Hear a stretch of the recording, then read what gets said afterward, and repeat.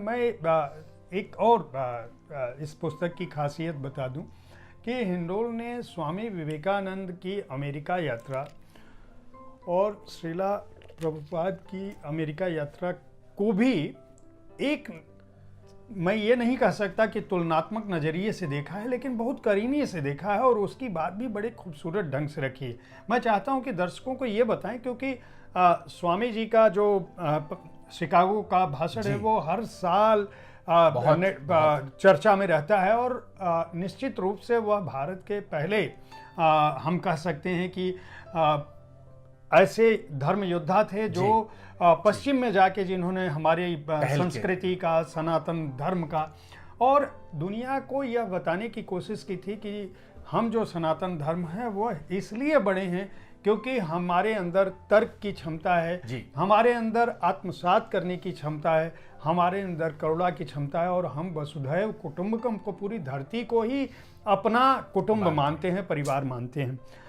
दूसरी तरफ उनके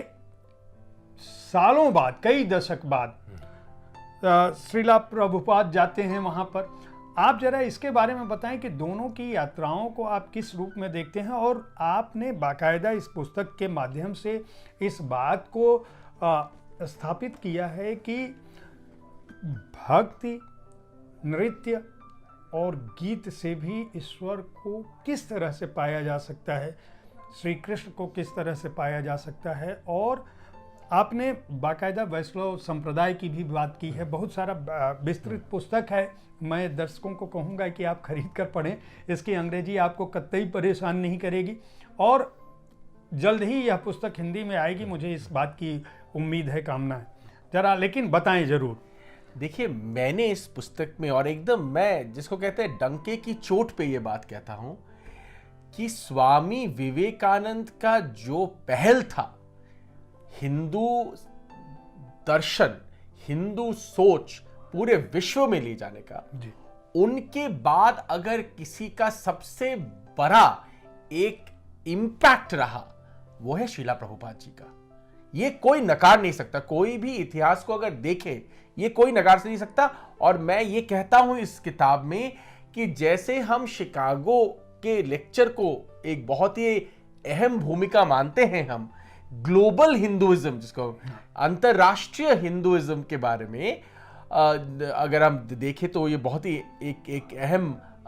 मोमेंट है, वैसे ही श्रीला प्रभुपाद जी जब जाते हैं, पहुंचते हैं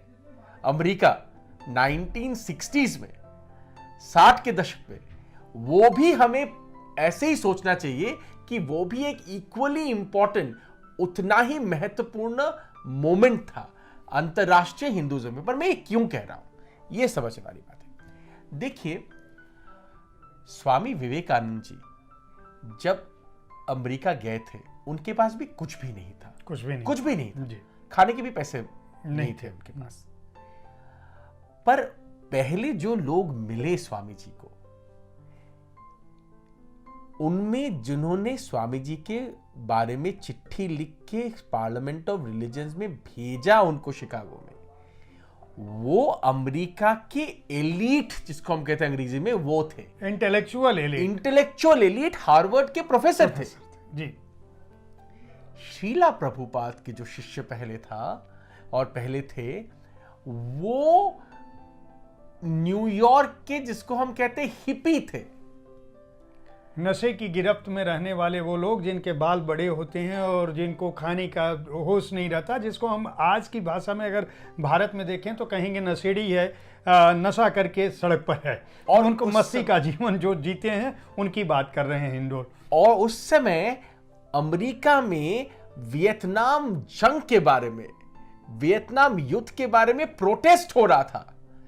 तो ये पूरा मतलब हर रोज न्यूयॉर्क में मारामारी होता था, एक हिप्पी काउंटर कल्चर बन गया था कि ये जो प्रशासन के खिलाफ है हम। वो लोग श्रीला प्रभुपाद के पहले शिष्य बने। उन लोगों को श्रीला प्रभुपाद ने जाके समझाया कि मांस खाना छोड़ दीजिए, कोई भी नशीली पदार्थ आप लेना छोड़ दीजिए, आप कृष्ण भक्ति में डूब जाइए, मृदंग बजाइए, हाथ उठाइए और बोलिए हरे कृष्णा कृष्ण कृष्ण हरे हरे, हरे राम राम राम हरे हरे महामंत्र है ये आज अगर कोई आपको आके कहे या मुझे आके कहे कि कोई जाके ये कर पा रहा है अमेरिका में, हम विश्वास नहीं करेंगे। ये नहीं हो सकता। और ये एक आदमी है जिसका 70 साल उम्र है। तो ये जो उन्होंने करके दिखाया, और 70 साल से 80 साल तक 10 साल ही 10 साल, उस टाइम पीरियड में, उस समय काल में उन्होंने 100 से ज्यादा मंदिर बनाए पूरे विश्व में। अफ्रीका से लेके ऑस्ट्रेलिया तक, अमेरिका से लेके रशिया तक, ऐसी कोई प्रांत नहीं विश्व के जहां पे श्रीला प्रभुपाद जी ने हिंदू होने का झंडा नहीं गाड़ा, कृष्ण भक्ति का नारा नहीं लगाया और एक मंदिर नहीं बनाया।